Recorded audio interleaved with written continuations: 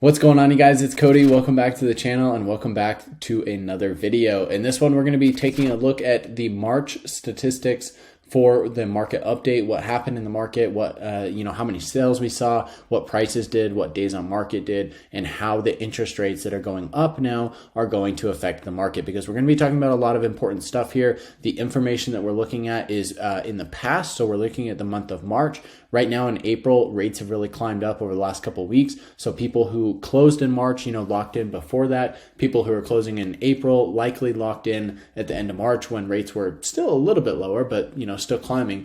And we're not really going to see the impact of where rates are at today for at least another 1, 2, maybe even 3 months down the road. So it'll be really interesting to see what happens over the next couple of months here in the housing market. We're still seeing a lot of demand. We're still seeing inventory levels very low, especially for how many new houses are coming into the market. And this is a little bit concerning for me. It's going to be a very interesting time. I'm getting a lot of questions about, is it the right time to buy? Is it the right time to sell? Should I still invest in the market in this current state? There's a lot of questions that are coming out of this. So we're going to try and cover as much of that here today. I'm going to give you my opinion and just kind of give you a rundown of the statistics that we're going to talk about here in this video. Now, as I mentioned this stuff in every single video, if you're thinking about making a move here to Utah, make sure to reach out to me. I've had people from literally all across the world reach out, and I absolutely love hearing from you guys. If you're looking at buying, selling, or investing anywhere here in Utah, me and my team service the entire state, and we'd love to help you with that transition or that purchase or that sale, whatever it is that you're doing. We'd love to help with that.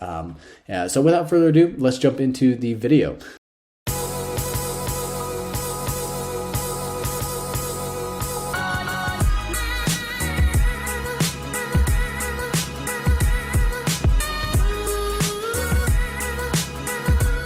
So let's jump into my computer here. Let me go ahead and make myself a little bit smaller. I'm going to put myself over here.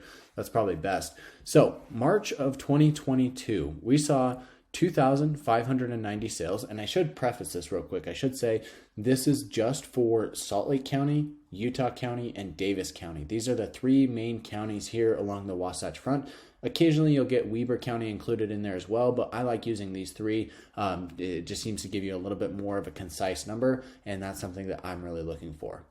So in addition to that, this also covers all home types. So this is single family homes, this is townhomes, this is condos, this is all home types across the board for those three counties. So 2,590 sales. You can see that over the past 2 months, but prior to that, the number of sales did go up, which is really good. We want to see the number of home sales, people buying and people selling continue to rise, especially as new homes hit the market. There's a lot of new construction homes that are being built. So if you went from, I don't know how many households there are, but let's say there's 100,000 households in one city or in one county. Well, if new construction builders are putting more inventory out into the market, well, it's going to go from 100,000 to 101,000 to 102,000. And based on that, because there's more inventory in the market, theoretically, you should see an increase in sales over a long period of time. So that's something that we want to see. However, we're not really seeing a whole lot of that as of late. So 2,590 here in March of this year,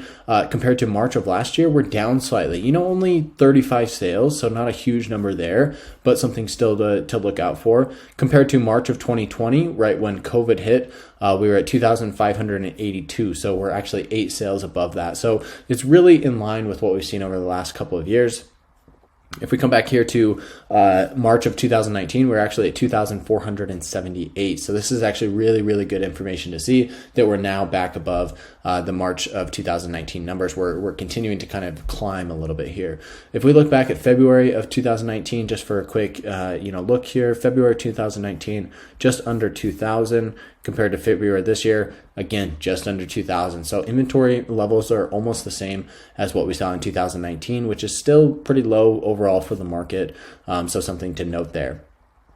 Now, the surprising bit of information here is that home sales home prices are continuing to climb. In March, we saw 105% on the median sales price to the original list price. So this means that homes on a median basis were listed at $510,000. Again, remember, this is condos, townhomes, single family homes, $3 million properties and $250,000 condos. This covers everything.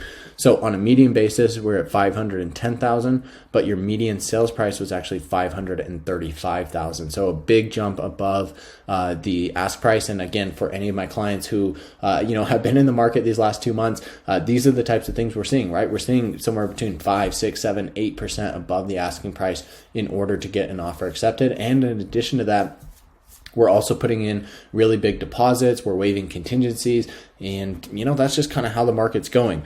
Now, if we look at this April data here, you can see that we've had 822 sales. This is incomplete, so I don't always love to use this before the month has completed because it can skew pretty widely. But where we've got 800 sales, we can at least take a glance at this. So you can see here that list price has gone up to $525,000, and yet sales price is up to $550,000. So another $15,000 above what it was last month. So that's a huge increase in just 1 month. There's no denying that that's what's happening, right? So in addition to that, I also think it's interesting because we haven't seen that interest rate impact just yet. Interest rates just barely started climbing over the last 1 to 2 months. So we are seeing those interest rates climb up. They're now at like 5.25. They've climbed up pretty high, and we expect them to kind of at least stay at that level or even climb a little bit higher into the summer and fall months. So as interest rates climb up, we do expect there to be a softening in the market. Even in just the last 2 weeks, we've seen mortgage demand drop. We've seen people buying and selling, the demand drop there as well. We've had a lot of people who were thinking about buying that are now saying, now I can't quite afford as much as I want, so I'm going to have to buy something smaller, or I'm going to have to drop out of the market altogether. And then you've also got sellers who are looking at the market thinking, hey, I want to go out there and try to buy something. But unfortunately, if I sell my house, then there's not really a whole lot to choose from. Plus, I have to have a higher interest rate than I already have right now. That might not be the best thing for me. So, a lot of variables here. I think we're going to really start to see the impacts of this over the next couple months. Like I said, the end of April, we're going to see a little bit of the impact of this. And then for sure, going into May, June, July, we're going to see more of that impact. I don't know exactly what it'll be. I personally think that prices are just going to level off a little bit. They're going to kind of plateau, and we will see, we won't see these massive jumps above the asking price, 105% or anything like that. I think on a median basis, we'll return back to, 99%, 100%, 101%. So right around the ask price, I think is going to be what's expected on a median basis, right? That means that some properties will be listed higher and will sell for less, or you might get a property that's super unique, really good location, really good price, and it might still get multiple offers and sell for a significant amount above the asking price. So I still think we'll kind of plateau. That's my own personal opinion, at least for the next couple months. So let's take a look here at days on market, because I think this is important as well. Days on market in the month of March was 5. 5 is just about as low as it gets. You can see here that we saw the same thing in the spring of last year, 5 days for March, April, and May. And then if we come back up here to the prior year, in March of 2020, we saw 15, and then April was 9, and then it was back up to 15. So we saw some changes there where, prices were, or days on market was pretty high right at the start of the COVID pandemic. And then it's just dropped significantly. We've been in single digits almost every single month since.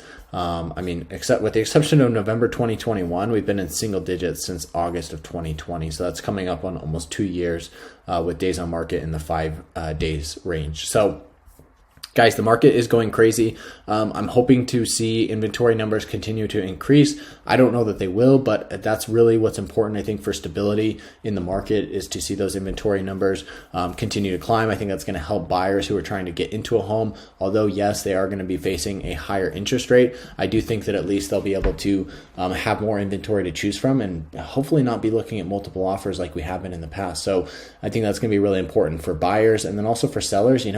The time to sell when you get multiple offers, that, was a thing, and it still kind of is a thing.